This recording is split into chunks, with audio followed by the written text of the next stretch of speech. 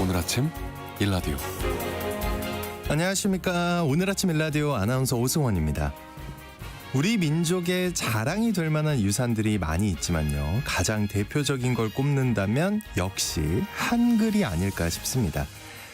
한글이 세계 그 어떤 언어보다 더 특별한 건 글자를 사용하는 게 권력이던 시절, 글 모르는 백성을 위해서 왕이 애민정신을 갖고 만든 문자라는 건데요. 일제강점기 같은 순환 속에서도 조상들이 목숨 바쳐 지킨 우리의 혼과 정체성이 담긴 소중한 유산이죠. 근데 이런 모국어가 급변하는 글로벌 디지털 시대를 살아가면서 갈수록 위기에 내몰리고 있습니다.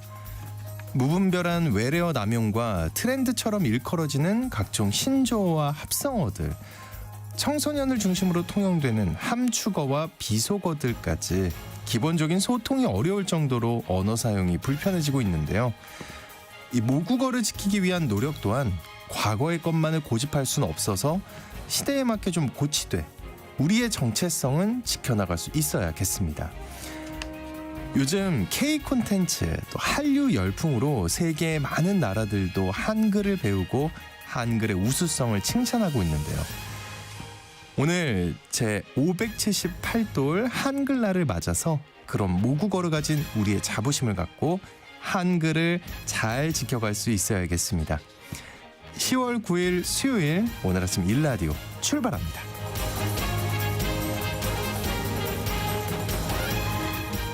오늘 아침 일라디오 이 시간은 물론 KBS 일라디오의 모든 프로그램은 유튜브 KBS 일라디오 공식 채널이나 모바일 콩 어플리케이션을 통해 실시간으로 함께 하실 수 있습니다. 수요일입니다. 농수산 뉴스 모아서 전해드리고요. 마케팅 아이디 업 시간에는 소비자들이 직접 경험하고 느끼는 오감 만족 마케팅에 대해 알아보겠습니다. 또 장수직업 시간에는요, 요즘 새롭게 부상하고 있는 직장 문화인 조용한 사직 현상에 대해 알아보겠습니다. 자, 청취자 여러분들 참여하실 수 있는 퀴즈 오늘 드립니다. 전 세계 문자 중에 훈민정음처럼 창제 과정을 기록한 책이 남아있는 건 한글이 유일하고요. 훈민정음은 우리나라 국보 70호이자 유네스코 세계기록유산으로 지정되어 있는데요. 세종대왕께서는 훈민정음 반포 무렵에 한글이 우리말을 적는 데 문제가 없는지 이걸 시험하기 위해 만든 악장이 있죠. 이 악장은 무엇일까요? 보기를 드릴게요. 1번 서동요, 2번 용비어천가. 자, 추첨을 통해서 농촌진흥청에서 제공하는 웰빙 혼합 잡곡 세트 한 분께, 향긋한 커피를 드실 수 있는 모바일 커피 쿠폰 4분께 드리겠습니다. 방송에 참여하실 분들은요, 단문 50원, 장문 100원이 드는 유료 문자 샵 9730으로 보내주시기 바랍니다. 유익한 정보와 살아있는 이야기가 있습니다. KBS 오늘 아침 일라디오.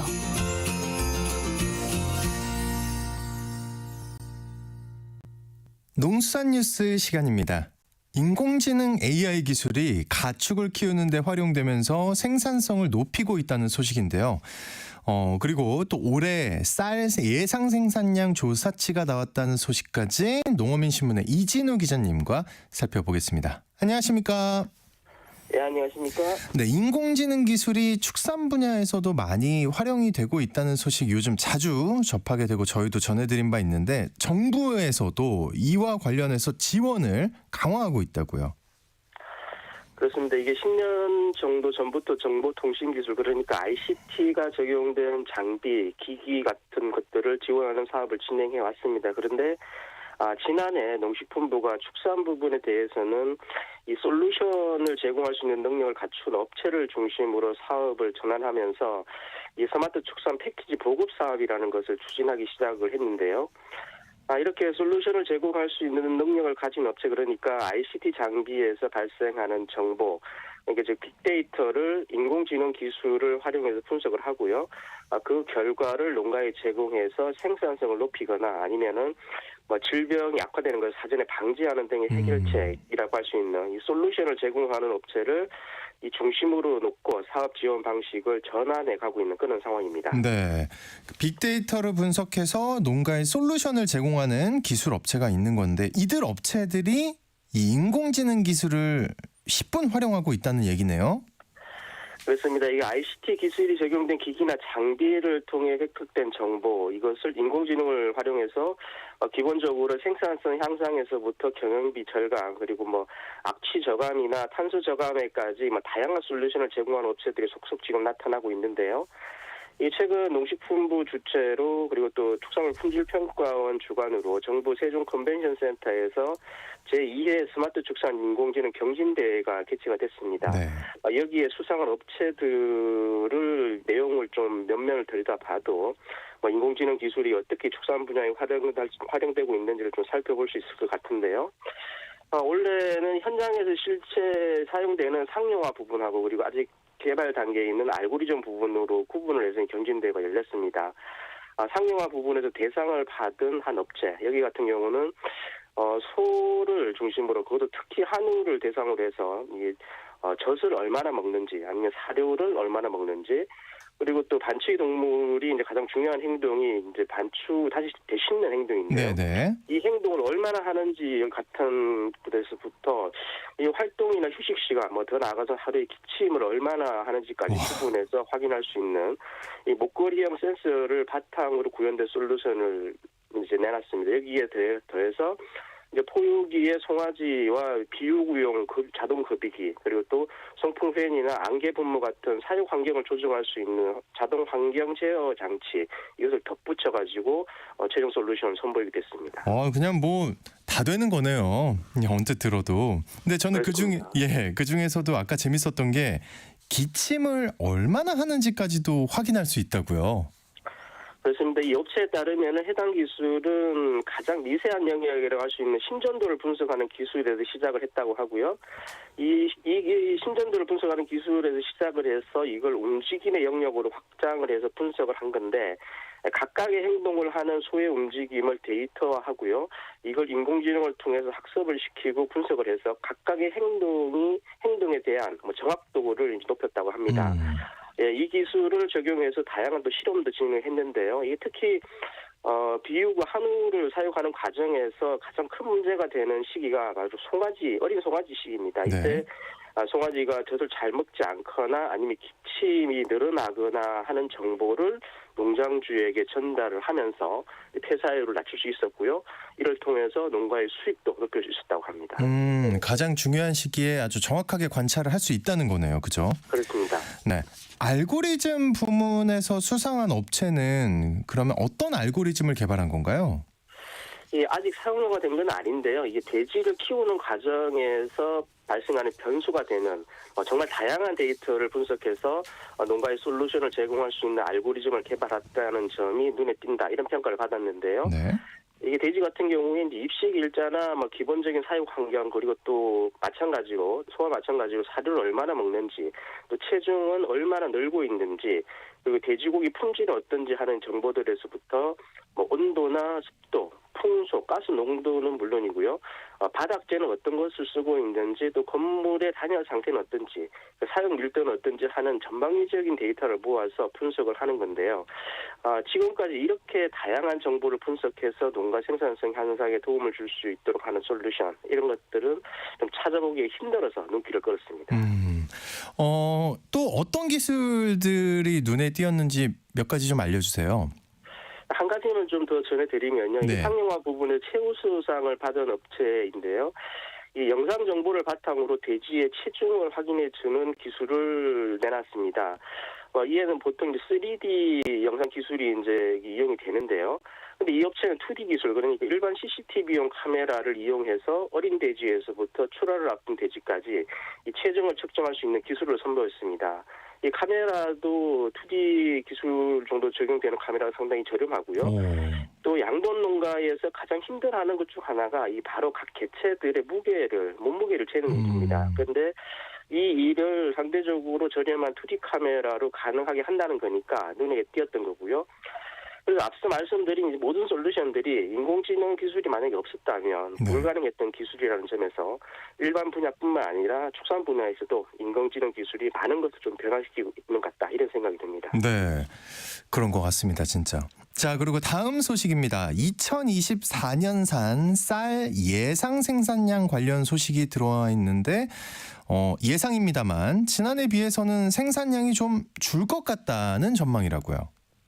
그렇습니다. 그저 통계청이 밝힌 건데요. 2024년산 쌀 예상 생산량이 365만 7천 톤 정도, 전년에 370만 2천 톤 정도였으니까 이것보다 한 4만 5천 톤 정도 작은 1.2% 정도 가량 감소할 것이다. 이런 전망을 내놨는데요. 이게 재배 면적이 69만 8천 헥타로 전년 대비 1.5%가 줄었습니다. 그런데 시바르당 생산량은 524kg으로 0.2%가 늘어나면서 이렇게 조금 늘어난 가운데 조금 줄인다 이런 내용인데요. 네. 이게 산지 쌀값이 전년 수확기 대비 지금 많이 떨어져 있는 상황입니다. 그래서 일단 농식품부는 신곡 수요량을 초과하는 생산량을 시장에서 격리하겠다 이런 입장들을 지금 계속 이제 내놓고 있긴 한데 아직 실행적 조치는 취해지고 있지 않고 있어서 현장 농민들의 불안감 여전한 상황입니다. 네, 불안감이 좀 해소되는 방향으로 정부가 움직여줬으면 좋겠다는 생각 듭니다. 오늘 소식 여기까지 듣겠습니다. 지금까지 농어민신문의 이진우 기자님과 함께했습니다. 오늘 말씀 고맙습니다. 감사합니다.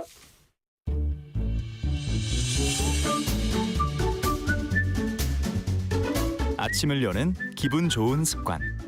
KBS 오늘 아침 1라디오.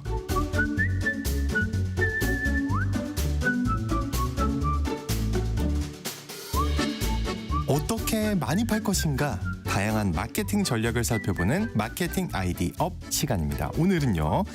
최근에 각광을 받고 있는 소비자들이 직접 체험하는 오감 만족 마케팅에 대해 살펴보겠습니다. 마이테이스트의 민지영 대표님과 함께합니다. 어서 오십시오. 네, 안녕하세요. 오감 마케팅 어떤 것들이고 이게 최근에 각광받고 있다는데 이유가 뭔가요? 네, 우리가 오감 마케팅이라고 하면은 이게 마케팅 용어니까 뭔가 생소하다라고 느끼실 수 있는데 마트에 가면 시식 코너가 있고 제일 좋아합니다. 네.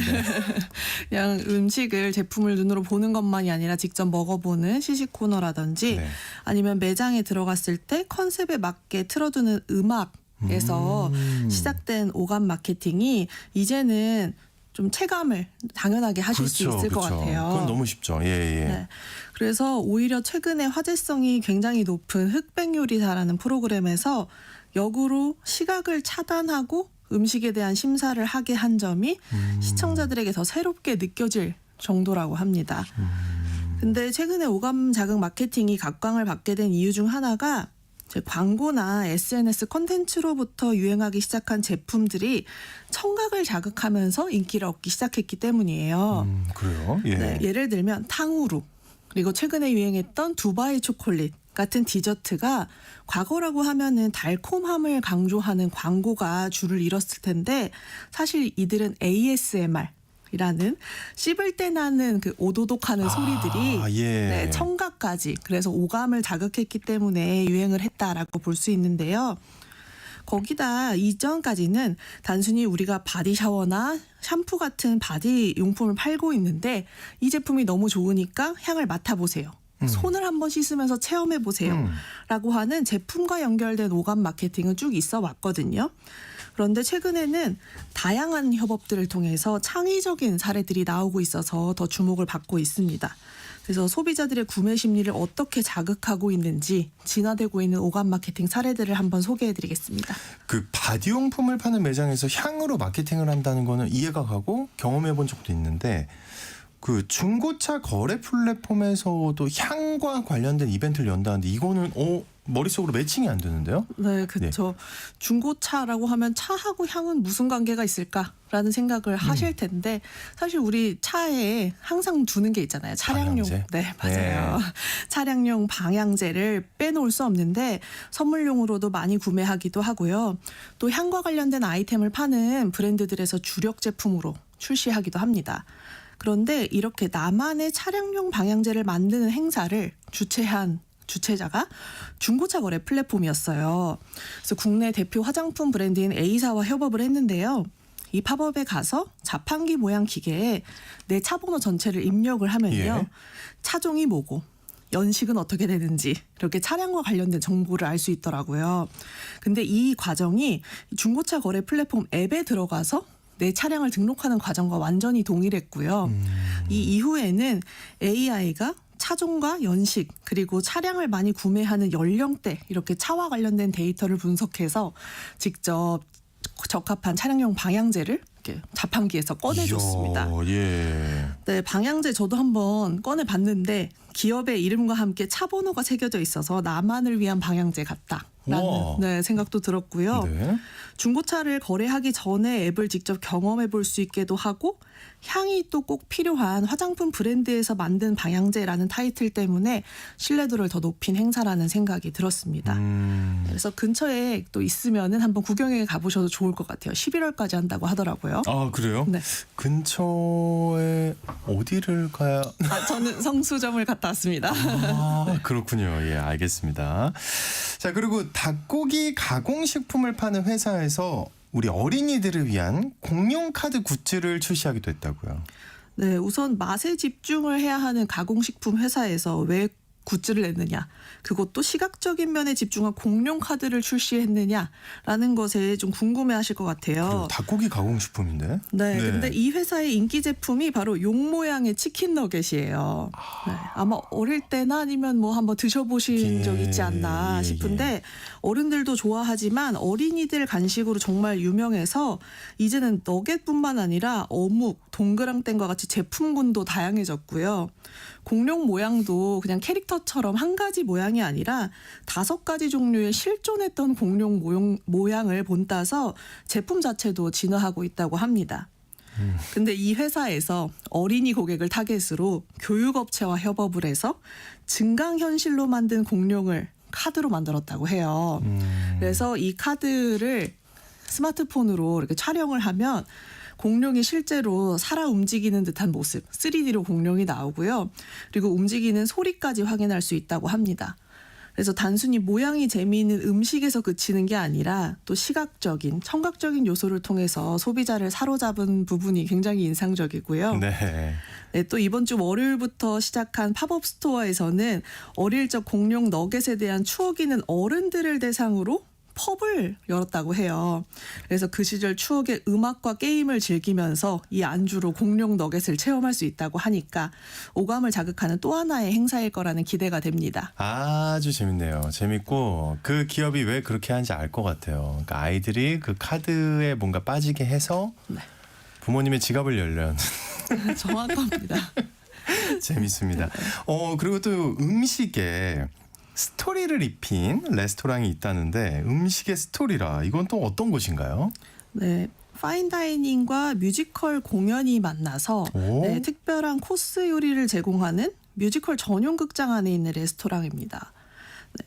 이 레스토랑에서는 단순히 뭐 제철 식재료를 가지고 코스 요리를 만든다던가 어떤 컨셉을 레스토랑이 가지고 있는 게 아니라 그때그때 공연하는 뮤지컬 테마에 맞춰서 재료와 컨셉 그리고 메뉴를 구성을 하고요. 예.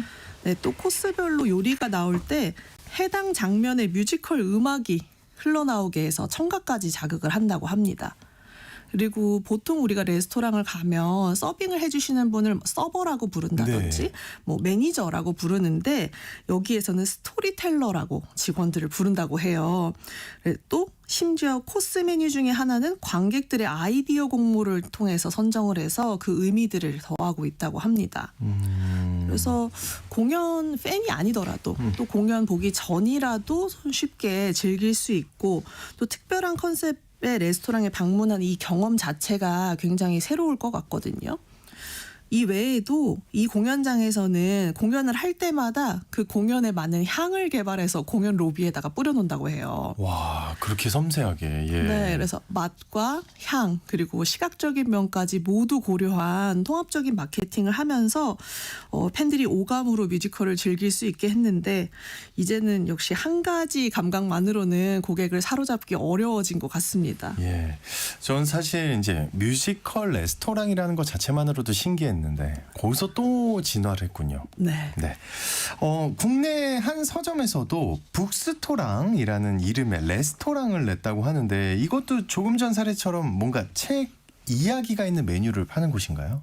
네, 제가 두 가지 사례를 이어붙였기 때문에 그렇게 생각하실 수도 있겠지만 아니군요. 네, 예. 사실은 이 서점에서는 우리가 책을 마음의 양식이라고도 표현을 하잖아요. 예. 네, 그래서 여기에서 착안을 해서 책 자체를 하나의 메뉴처럼 네, 컨셉을 잡고 네, 추천해주는 어떤 큐레이션의 형태였다고 보시면 될 것 같습니다. 독특한데요. 예. 네, 이 서점 자체를 레스토랑 컨셉으로 꾸며서 새로운 체험을 하게 했는데 책을 맛으로 구분해서 만들어 뒀더라고요. 그래서 달콤한 맛을 느낄 수 있는 섹션은 로맨스 소설 코너고요. 재료 본연의 깊은 맛을 느낄 수 있는 코스에서는 또 삶과 죽음, 철학에 대한 이야기들을 담은 책들이 포크와 나이프와 함께 진열이 돼 있어서 정말 마음의 양식을 있는 그대로 표현했다라는 것을 볼 수 있었고요. 야, 뭔가 이렇게 사진 찍고 즐기기 좋을 것 같습니다. 네, 예. 맞아요. 그래서 이런 코너들을 돌아다니면서 스탬프를 찍어서 투어를 할 수 있는 그런 이벤트도 마련을 했는데요. 또 이 맛 이외에도 과거를 추억할 수 있는 기록관을 만들어둬서 연도들이 붙어있는 서랍을 열면 그 해의 베스트셀러들을 볼 수 있게 해뒀더라고요. 그래서 서점에서 이야기거리를 만들어내고 또 눈으로 보는 책을 다른 방식으로 느낄 수 있게 했습니다. 네. 또 하나 사례를 알려드리면 출판사에서 전화를 걸면 시 한 구절을 들을 수 있는 전화 서비스가 굉장히 화제가 됐는데요. 3일 동안 무려 11만 통의 전화가 걸려왔다고 해요. 그러니까 내가 출판사로 전화를 걸면 거기서 시를 들려주는 거예요? 맞아요. 그래서 해당 출판사의 시인선에 수록된 114편의 시 중 하나가 전화를 걸 때마다 랜덤으로 송출이 되는데 귀로 듣는 이 시 구절을 통해서 낭만을 느꼈다. 이야. 또 인생 시를 찾았다라는 후기들을 보니까 책은 보고 읽어야만 한다라는 생각을 좀 확장시킬 수 있는 계기가 된 것 같습니다. 와, 너무 멋지는데요. 그리고 진짜 나중에는 그 시인이 가끔 직접 읽어주고 이러면 네. 굉장히 멋지지 않을까. 맞아요. 오디오북도 굉장히 유행하고 있으니까 그런 그러니까요. 것도 의미 있을 것 같습니다. 그리고 마지막으로 아이돌 그룹의 오감 마케팅을 소개해 주신다고 하는데 야, 근데 아이돌 자체가 노래뿐만 아니라 시각적인 면에서도 아주 훌륭한 콘텐츠잖아요. 네, 맞습니다. 말씀하신 것처럼 아이돌이 새 앨범을 만들 때마다 컨셉을 가지고 의상부터 헤어스타일, 메이크업까지 변화를 주고요.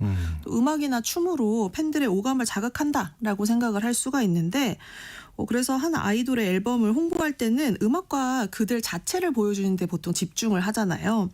그런데 아이돌 그룹 중에 세븐틴이라는 그룹이 홍보를 할 때마다 그룹의 이름을 딴 거리를 정하고 특정 지역을 정해서 네. 근처 가게들과 협업을 진행을 하더라고요. 그래서 그들의 모습을 직접 감상하는 곳도 있지만 AI 기술을 통해서 팬들이 그들에게 느끼는 감정을 색으로 추출하는 기업과 협업을 해서 색으로요? 네, 예. 감정을 색깔로 알려주는 체험존도 있고요. 음악을 듣는 청음존 당연히 있고 또 후각을 자극하는 향수 공방 또 카페들과의 협업도 진행을 한다고 합니다. 이야, 예. 네, 그래서 작년에도 일주일간 성수에서 행사를 진행했는데 주변 식당들과 협업을 통해서 지역 상권 활성화에도 도움을 주었다고 하거든요. 그래서 내가 가진 제품이나 서비스가 특정한 감각만 가지고 있다고 하더라도 나와 이미지가 같은 비슷한 브랜드를 찾아서 다른 감각들을 연결시키는 것이 최근 오감 마케팅의 특징인 것을 기억해 주시면 좋을 것 같습니다. 네. 야, 아이디어가 굉장히 독특하다라는 네. 생각이 들었습니다. 아이디어 좀 얻으셨길 바라겠습니다. 마케팅 아이디어 지금까지 마이테이스트의 민지영 대표님과 함께했습니다. 오늘 말씀 고맙습니다. 네, 감사합니다.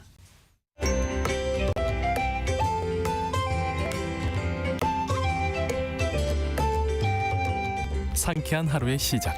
KBS 오늘 아침 일라디오. 직장은 나와도 평생 직업이 필요한 시대를 위한 장수 직업 시간입니다.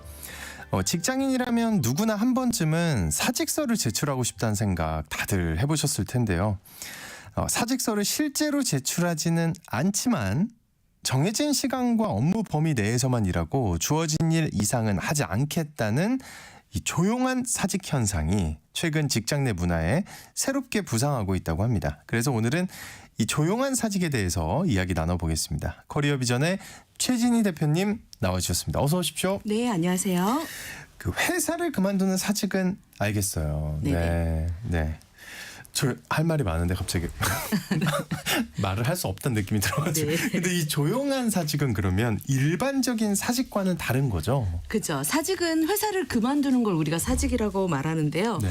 조용한 사직은 실제로 회사는 그만두지 않는데 최소한의 업무만 하겠다는 그런 태도로 직장 생활을 하는 걸 의미를 합니다. 자신에게 주어진 업무, 기본적인 업무 외에도 이 사람이 일을 열심히 해야 회사에 이익을 가져오고 그래야 회사가 성장하는데 회사 입장에선 열심히 직원들이 일을 열심히 해주기를 바라잖아요. 그렇겠죠.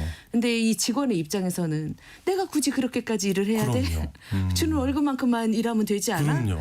월급만큼만 일하는 것도 다행이지 요즘 그럼요. 세대에. 이렇게 생각을 할 수 있다는 나는 그래도 거죠. 1인분을 하고 있는데. 네네. 나는 1인분의 몫을 다 하고 있어. 라는 생각을 갖고 있으면 이게 이제 조용한 사직처럼 보여질 수 있다라는 겁니다. 기존 기성세대의 입장에서는 더해주길 바라는 이런 한국 조직 문화의 특성들 이런 것들이 있기 때문에 기성세대와 그리고 요즘 젊은 세대 간의 갈등이 여기 조용한 사직에서도 그런 갈등들이 보여지기 시작을 하는 겁니다. 사실 오늘 이 주제를 정한 건 저희 남편이 회사에서 이런 조용한 사직 때문에 너무 스트레스를 많이 받고 있어서 제가 그럼 이 주제를 한번 다뤄줘야겠다라는 생각을 좀 했습니다. 기존 직원이 이제 프로젝트를 담당을 하고 있는데요. 프로젝트 마감 결과 시연이 이제 한 달 정도 남았나 봐요. 점점점 6개월짜리가 이제 점점 다가올수록 이게 이제 중압감이 드니까 이 직원이 갑자기 병가를 내더라는 거죠. 그러면 이 사실 마지막이 제일 중요한데. 네네 가장 중요한데 그 사람이 그 부담감에 병가를 딱 내니까 그러면 남아 있는 직원들이 이 사람의 그렇죠. 몫을 대신 해야 되니까 요즘 퇴근을 막 11시 이렇게 하는 거예요. 11시 12시에 퇴근을 하는 거예요. 그걸 보면서 차라리 이 직원이 그만두면 TO를 받아서 새로운 사람 한 명 들이면 되는데 굳이 그만두지는 않으면서 그렇게 이제 약간 같은 팀이 보기에는 업무 태만은 아니야? 라고 비춰질 수도 있다라는 거죠. 그런 모습들이 이렇게 조용한 사직처럼 보여지고 있는 겁니다. 그 조용한 사직 얘기를 들으니까 저도 이제 우리 회사에 떠오르는 굉장히 많은 사람들이 있는데 이 조용한 사직 현상이 근데 이제 굉장히 많이 들어본 것 같아요. 요즘 네. 어떻게 보면 좀 현상이다 이렇게 말할 수 있을 정도로 네네. 이게 좀 배경이 있을까요? 어떤 배경을 얘기할 수 있을까요? 조용한 사직이라는 현상은 원래 미국에 널리 퍼진 허슬 컬처라는 내용과 정반대. 허슬? 허슬. 예. 우리가 비즈니스 분야에서는 성공을 위한 노력과 열정을 의미하는 말로 쓰입니다. 아주 좋은 말로 쓰이고 있는 거죠.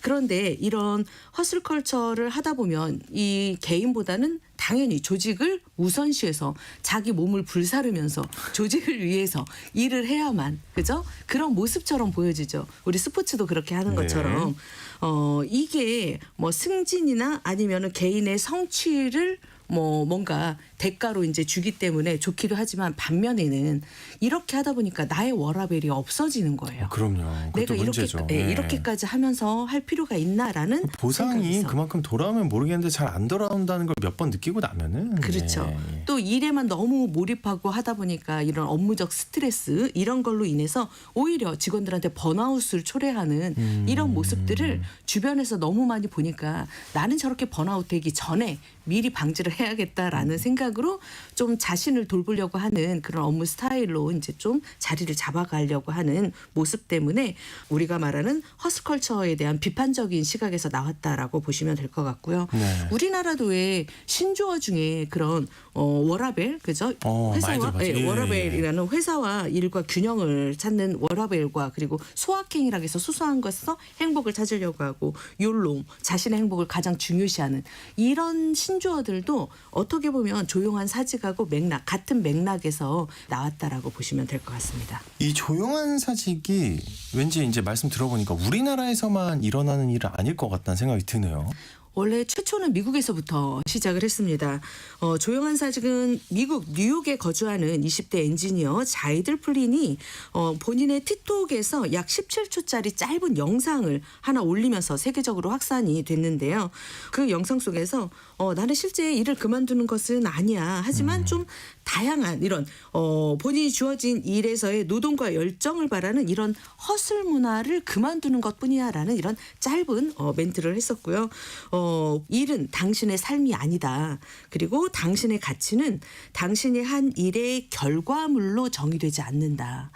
꼭 결과로 그 사람을 평가하려고 하지 말고 성과를 평가하려고 하지 말고 이런 내용들을 담아놓다 보니까 다른 틱토커들도 우와 이거 너무 좋은데 하면서 막 바다 퍼다 나르고 소개하고 하면서 유행이 될 수 있겠어. 네, 유행이 예. 됐기도 하고요.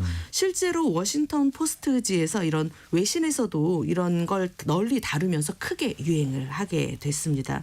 우리나라에서도 이런 서울대 소비 트렌드 분석 센터가 내놓은 트렌드 코리아 2023에서 네, 네. 이 대한민국의 변화상을 짚는 핵심 키워드로 요 조용한 사직에 대해서 한번 다룬 적도 있었고요. 최근 일본에서는 가와카미 게이타로가 조용한 사직이라는 표현은 좀 새롭지만 우리 일을 인생의 중심에는 두지 말아라. 예를 들자면 두 가지로 우리가 인식을 크게 할 수가 있는데 첫 번째 태만한 자세로 일하는 것도 조용한 사직이고 두 번째 자신의 업무만 수행하고 그 이상을 하지 않으면 되는 거예요. 딱 내 주어진 몫만 하면 되는 거죠. 그래서 처음에 우리 오 아나운서님도 그냥 자기의 몫만 하면 되지 않습니까? 라고 했잖아요. 그게 네. 이 두 번째 의미에 해당하는 거죠. 그래서 자기의 몫만 하겠다라고 했을 때 우리는 당연하게 생각을 하지만 어떻게 보면 기업 입장에서는 몫 이상의 역할을 해줘야 이 조직이 굴러가기 때문에 이런 문화하고는 좀 맞지 않는 것들이 좀 갈등을 갖고 오게 됐고요. 중국에서는 탕핑이라는 저항 문화가 등장하기도 했습니다. 네. 탕핑. 예, 탕핑. 탕핑은 말 그대로 이제 평평하게 눕는 걸 말하는데요. 무리하지 않고 최소한의 생활만 유지하면서 살아가려는 태도. 그냥 누워서 떡 먹기 하듯 그냥 누워서 그렇군요. 일하는 네. 이런 모습을 나타내기도 합니다. 아유, 우리 대표님 말씀 듣다 보니까 이게 전 세계에서 나오는 거네요. 네, 그렇습니다. 예, 그렇게 이해하면 될 것 같고. 근데 이 조용한 사직 현상이 나타나는 이유가 뭘까요? 이게 어떻게 보면. 예. 사실 직장인이라면 누가 맨날 똑같은 일만 같이 하고 싶겠어요. 새로운 일도 하고 싶고 인정도 받고 싶고 승진도 하고 싶고 다 그런 마음은 똑같거든요. 그럼에도 불구하고 이런 조용한 사직을 선택했을 때는 분명히 이유가 있다는 거죠. 그 배경을 우리가 잘 이해를 할 필요가 있습니다. 먼저 이제 번아웃 말씀을 드렸었는데요. 네, 네. 얼마나 업무적으로 스트레스를 받으면 그리고 내가 더 이상 이걸 못 견디겠다라고 하면 그런 번아웃 상태에 빠지는데 그 한 달 남겨두고 병가를 내신 분도 아마 그런 상태이지 않을까 싶긴 하거든요. 예. 그분은 아니라고 합니다. 중간중간에 동호회 모임 홍보하고 이런 거 참 그래요? 하시면서 예, 제가 발언을 철회하도록 하겠습니다. 예. 그런 이 직장인들 중에 다 그런 건 아닙니다. 이렇게 직장인들 중에 조직보다는 내 개인사가 먼저인 분들. 그러니까 다른 같은 팀원들이 보기에 저 사람은 그냥 조직하고 차라리 워라밸처럼 조직하고 개인 일하고 이렇게 밸런스가 어느 정도 맞으면 이런 말이 안 나오는데 개인 일을 할 때는 너무 열심히 하면서 회사 일만 한다고 하면 아픈다고 한다던가 회사 그거는, 일만 하면 예. 나는 못하겠다고 한다던가 추가 업무를 주면 그 업무는 나는 못 받습니다. 못합니다. 그러면 나는 회사 그만두고 싶습니다. 이렇게 얘기하니까 그래서 이런 말들이 나오기 시작한 겁니다. 어떻게 보면 첫 번째 가장 큰 요인이 번아웃이나 그런 과중한 업무 때문에 이런 요인으로 보여지고 있고요. 조용한 사직을 하는 사람들이 이런 과로 문화를 좀 비판하는 거에서 이렇게 나왔다고 보시면 됩니다. 그래서 혹시 우리 조직, 우리 구성원 중에 팀원 중에 좀 누가 과부하가 걸린 건 아닌지 미리미리 좀 살피시는 그건 중요하죠. 그렇죠? 관리자분들은 예. 미리 살피시는 거 중요합니다. 혹시 뭐 힘든 점은 없냐 이런 것들을 틈틈이 보셔서 좀 조율을 해주셔야 이분이 회사에 계속 남아 있는 거지. 안 그러면 이분 번아웃돼서 이제 회사를 그만둘 수 있기 때문에. 지금까지의 상사들은 그랬습니다. 묻기만 해요. 네. 힘든 일 없니? 저 이런 게 힘듭니다. 그래, 힘내. 그죠. 그에 따른 처방 뭔가 대처를 없더라고요. 해주셔야 되는데 네. 그 부분이 조금 아쉽습니다. 또 이제 두 번째 같은 경우에는 부와 성공에 대한 허탈감. 부와 왜냐면 성공 이렇군요. 그렇죠. 내가 일을 열심히 해서 정말 승진을 해서 뭔가 승진 수당도 있고 이 직급별로 수당도 받고 인센티브도 받고 돈을 많이 벌면 내가 지금보다 더 좋은 환경에서 일을 하거나 더 좋은 아파트로 이사를 할 수 있는데 그게 어렵다라는 걸 이미 깨달은 거죠. 불가능하다. 그죠. 월급만 예, 가지고는 예. 이게 어렵다는 걸 깨달은 거고요. 세 번째는 일과 삶에 대한 인식이 좀 많이 바뀌었습니다. 이 예전에는 워라벨이어서 밸런싱을 맞추는 거라면 지금 워라블이라고 해서 블렌딩입니다. 워크앤 블렌딩이라고 해서 워크앤 라이프의 블렌딩, 내가 하고 있는 일과 회사에서 하는 일이 어느 정도 믹싱되는 섞인 걸 말하는데 그만큼 내가 좋아하는 일이어야 되고 내가 하는 일이 가치가 있어야 되고 내가 회사에서 하는 일이 내 인생에 있어서 뭔가 가치 있게 느껴지는 그런 일들을 추구하는데 이 사람이 하는 일이 하기 싫어서 억지로 하고 있고 나한테는 뭔가 의미 전달이 전혀 되지 않으면 이렇게 느끼는 인식, 가치가 변했다라는 거죠. 그래서 관리자분들이 종종 이제 코칭 같은 걸 많이 배워서 직원분들을 개인 코칭을 많이 하고 있습니다. 이 조용한 사직 현상에 따른 어떤 대처 방법 어떤 게 있을까요? 그렇죠. 상사들이 들어만 주고 뭔가 방법적인 면을 제시하지 않았을 때 이런 스트레스를 좀 많이 맞아요. 받으셨잖아요. 예, 예. 가와카미, 일본의 그 가와카미가 이런 조용한 사직 현상을 한 4가지의 유형으로 분류를 했었는데요. 원만형, 여유형, 유사 태만형, 진정한 태만형 이렇게 분류를 했습니다. 먼저 원만형이라고 분류를 했는데요. 이런 원만형 유형의 사람들은 회사와 직원 모두 최소한의 업무를 수행하고 있다고 인식하는 경우입니다. 괜찮네요. 진짜 피부적 괜찮죠. 원만하네요. 예. 진짜 원만하죠. 요거는 잘 돼 있는 상태인 거죠. 대처할 건 없다. 네네, 이런 거는. 바람직한 상태. 네. 두 번째부터가 문제입니다. 두 번째 이제 우리가 여유형인데요. 여유형은 회사는 최소한의 업무를 하고 있다고 보지만 직원은 그렇지 않다라고 생각을 하고 있는 거죠.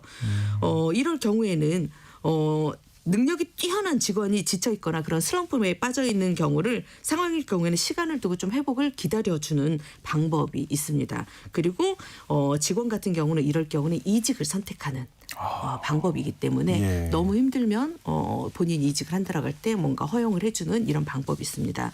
세 번째는 유사 태만형인데요. 회사는 최소한의 업무도 하지 않는다고 보지만 직원은 나 하고 있는데 라고 생각을 하는 경우를 말합니다. 이런 경우가 좀 많죠. 회사 입장에서는 아닌데 직원들은 나는 그리고 우리 직장인들의 85%가 나는 우리 회사에서 핵심 인재라고 생각을 한다고 합니다. 85%가? 네. 그런데 회사 입장에서는 딱 5%만 핵심 인재라고 인정을 하고 있다는 거죠. 이런 유사 태만형과 비슷한 맥락이라고 보시면 될 것 같습니다. 이런 유사 태만형인 그 사람들 직원들을 볼 때는 네. 회사가 요구하는 업무 내용을 좀 더 명확하게 전달을 해주고 그죠? 직원의 눈높이에 맞추는 것이 좀 필요할 것 같습니다. 나는 다 하고 있는데 이렇게 생각하잖아요. 그러면 이 사람이 회사가 원하는 수준이거나 회사가 원하는 바를 아직 이해하지 못했기 때문에 이런 모습을 보이는 거거든요.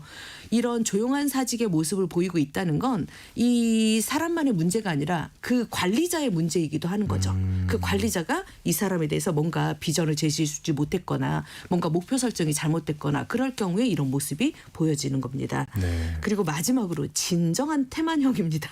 태만 중에도 진정한 유사 태만인 태만도 거죠. 좀 안 좋다고 생각했는데 진정 태만은 얼마나 안 좋을지. 가장 안 좋은 거죠. 4가지 네네. 유형 중에 양쪽 모두 회사도 그렇고 직원들도 그렇고 최소한의 업무를 하지 않는다고 인식하는 거죠. 회사도 나한테 너무 안 해. 직원들도 그렇게 생각하지만 회사 입장에서 쟤도 일 안 해. 너도 안 하잖아. 너도 안 해. 서로 안 한다고 생각을 하고 있는 거죠. 이런 진정한 태만형의 경우에는 사실 해고를 포함한 엄중한 조치가 필요하다라고 전문가들은 판단을 하고 있습니다. 서로 이렇게 그러면 둘 다 서로 태만한 상태로 일을 한다면 회사가 어떻게 되겠습니까? 그래서 둘 중에 하나는 나가야 되는데 그렇다고 회사가 나갈 수는 없으니까 직원이 뭔가를 나가는 이런 조치를 취해야 된다라는 이런 대처가 필요하다고 보고 있습니다. 마지막까지는 이제 가지 않아야 되고 네. 제가 볼 때 대부분이 이제 유사 태만일 것 같은데 관리자가 좀 세세하게 네네. 잡아주는 게 좀 필요하다 이런 네, 말씀인 그렇습니다. 거죠. 알겠습니다. 자, 오늘 장수직업 시간, 직장인들이 최소한의 업무만 하려는 조용한 사직 현상에 대해서 말씀 나눠봤습니다. 지금까지 커리어 비전의 최진희 대표님과 함께했습니다. 오늘 말씀 고맙습니다. 네, 감사합니다. 오늘 퀴즈의 정답은 용비어 첨가였습니다. 상품 받으실 당첨자는요, 중복 당첨 여부 확인 후에 홈페이지에 게시해 놓겠습니다. 오늘 의미 있는 한글날 휴일 잘 보내시고요. 전 내일 다시 인사드릴게요. 지금까지 아나운서 오승원이었습니다. 고맙습니다.